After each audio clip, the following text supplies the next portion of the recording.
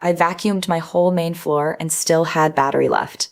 If you're tired of dragging a cord around or stopping to plug in halfway through a room, this is exactly what I wish I'd found sooner. It's the BISSELL PowerClean cordless stick vacuum, and honestly, it just makes sense. It stands on its own. The battery pops out so you can swap or charge it separately, and it comes with a wall mount so it's not just leaning in a corner somewhere. It's 200 watts, which for a cordless actually moves real dirt. The brush roll doesn't wrap hair around it, like pet hair, long hair. It just doesn't tangle. It's got a HEPA-sealed system, so it's actually trapping allergens instead of just blowing them around. And the suction stays consistent the whole time, not weak at the end like some cordless vacuums do. If you're ready to cut the cord for real, the link's in my bio, it's on Amazon Canada, and it's genuinely worth a look.